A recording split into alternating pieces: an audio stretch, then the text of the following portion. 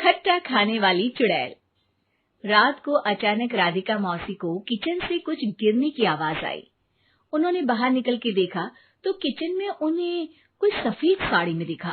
वो चीख पड़ी, हे भगवान, आलतू जलाल तू आई भला को टाल तू, आलतू जलाल तू आई भला को टाल तू। राधिका मौसी को चीखते सुनकर श्रवण बाहर आता है भागते हुए। अरे माँ, क्या हुआ? क्या देख लिया? दादी माँ आ गई क्या सपने में? अरे बेटा, रसोड़े में देख तो कौन है? श्रवण रसोड़े में झांक कर देखता है और उसे कोई नहीं दिखता अंदर। अब रसोड़े में तो कोई नहीं है माँ। कोई सफेद साड़ी में नहीं है क्या?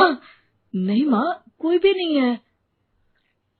चिल्लम चिल्ली की आवाज सुनकर काजल भी वहां आ जाती है। अब क्या हो गया माँ जी? अरे बेटा, रसोड़े में एक चुड़ैल थी सफेद साड़ी में। अरे क्या कर रही थी वो अंदर? अरे बताया नहीं, कल आएगी ना तो पूछ लूंगी। चुड़ैल जी, आपका क्या प्लान है? माँ जी, रात बहुत हो गई है, आपने कोई बुरा सपना देखा होगा, चलिए सो जाइए। राधिका मौसी सोने तो चली जाती है, पर उनको रात भर नींद ही नहीं आती। वो कुछ भी उलझुल बातें सोचने लगती है। कहीं चुड़ैल की वजह से तो घर में टेंशन नहीं हो रहा, कहीं उसी की वजह से तो वो दादी नहीं बन पा रही। सुबह जब राधिका मौसी रसोड़े में छानबीन करती है तो पाती है कि नींबू का अचार गायब है। चुड़ैल नींबू का अचार ले गई, मुझे तो ठीक नहीं लग रहा कुछ। चुड़ैल को भी पता है कि जिंदगी का असली मजा तो खट्टे में ही है। राधिका मौसी झट से श्रवण को फोन कर देती है। बेटा, मुझे समस्या समझ में आ गई है, हमें एक तांत्रिक की जरूरत है।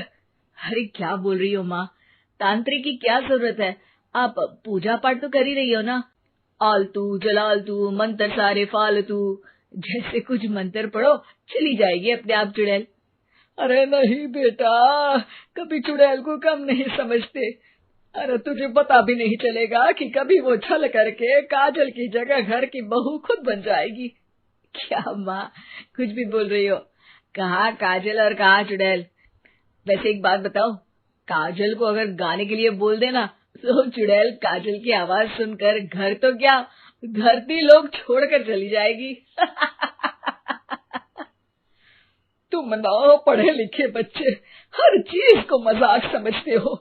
तुम रहने दो, मैं खुद ही तांत्रिक को बुला लेती हूँ। अच्छा सुन, शाम को इमली लेके आना। क्या है कि चटनी खाए बहुत दिन हो गए है ना? नहीं माँ, इमली तांत्रिक से ही मंगवा लो ना, आटा वगैरह भी उसी से पिसवा लेना। देखो मुझे काम करना है। श्रवण रात को कई तरह की सब्जियों के साथ माँ के कहने पे चटनी के लिए इमली भी ले आया था, लेकिन राधिका मौसी के दिमाग में अलग ही फिल्म चल रही थी। उन्हें अब सिर्फ शक ही नहीं यकीन होने लगा था कि शायद चुड़ैल ने श्रवण पर अपना जाल बिछा दिया था, जिस वजह से श्रवण उनकी बात ही नहीं मान रहा था। पर कोई नहीं, आने वाली रात में राधिका मौसी खुद तैयार हो गई चुड़ैल को पकड़ने के लिए। रुद्राक्ष की माला, तुलसी का पत्ता, हनुमान चालीसा सब हाथ के पास ही था, बस चुड़ैल का इंतजार था। और जैसा राधिका मौसी ने सोचा था वैसा ही हुआ। वो चुड़ैल उस रात भी आई, पर वो राधिका मौसी से तेज निकली और राधिका मौसी के उससे पकड़ने के पहले ही वो भाग खड़ी हुई।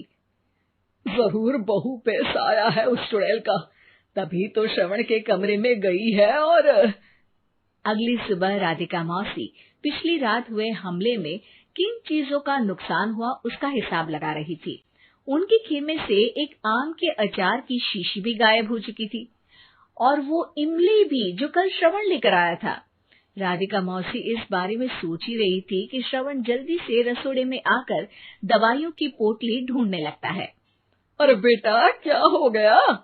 अब माँ, वो काजल की तबीयत खराब है, बहुत घबराहट हो रही है उसे। हे भगवान, मैंने पहले ही कहा था कि तांत्रिक को बुला लेते हैं, पर नहीं, अब देखो उस चुड़ैल ने काजल को अपने वश में करना शुरू भी कर दिया है।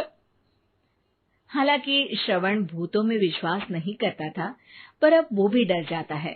और राजी हो जाता है एक तांत्रिक को बुलाने के लिए। कुछ ही घंटों में तांत्रिक आ जाते हैं और राधिका मौसी तांत्रिक जी को सब बता देती है। घोर संकट, घनघोर संकट, चुड़ैल को मारू जोर चाकट, ओम भट स्वाहा खटखा के आहा। अरे ये क्या मंत्र है? मेरे खुद के ओरिजिनल मंत्र है, कल रात को ही लिखे हैं, अच्छे लगे तो दाद चाहूंगा। एक और मंत्र सुनो। अर्ज किया है आब्राकडाब्रा, दिल्ली बम्बई आगरा, चंदा मामा सोवरले सुरन मामू जारा। ये मंत्र है? अरे कोई 40 वालीसा पढ़ो ना। वक्त कम है, 40 नहीं पड़ेंगे, 20-25 में काम चलाना पड़ेगा। अलग निरंजन जाके लंदन, मुफ्त का मंजान घिस मेरे नंदन। अरे जल्दी करो तांत्रिक जी, जल्दी करो। तांत्रिक अपने उल झलूल मंत्र पढ़ने लगता है। श्रवण को तांत्रिक पे शक होता है। वो अपने एक डॉक्टर दोस्त को कॉल कर देता है ताकि कोई अनहोनी हो तो इमरजेंसी में चीजें मैनेज हो जाए। तांत्रिक धुनी रमाता है, जिसकी वजह से कमरे में काफी धुआं हो जाता है और जिसकी वजह से बहू की घबराहट बढ़ जाती है।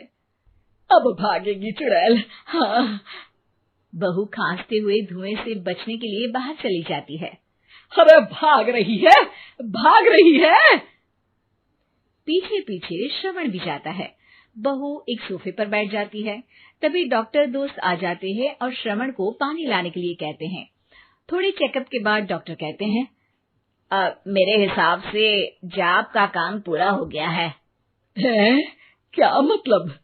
अरे कुछ भी नहीं माँ, कोई चुड़ैल नहीं है, खुशखबरी है, अब दादी बनने वाली है। मगर वो सब अचार के डब्बे। श्रवण दोनों अचार के डब्बे अपनी माँ को दिखाता है, जो कि उनके बिस्तर के नीचे छुपे हुए थे। आपने सही बोला था माँ, वो चुड़ैल काजल ही थी जो खट्टा खा रही थी।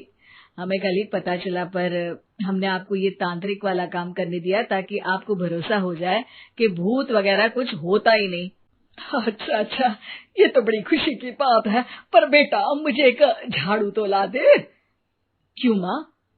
ये तांत्रिक का भूत उतारती हूँ मैं। अब तांत्रिक राधा मौसी के डर से घर से भाग निकलता है और राधा मौसी उसके पीछे भागती है। अरे संकट ये घनघोर है, तांत्रिक मुआ चोर है।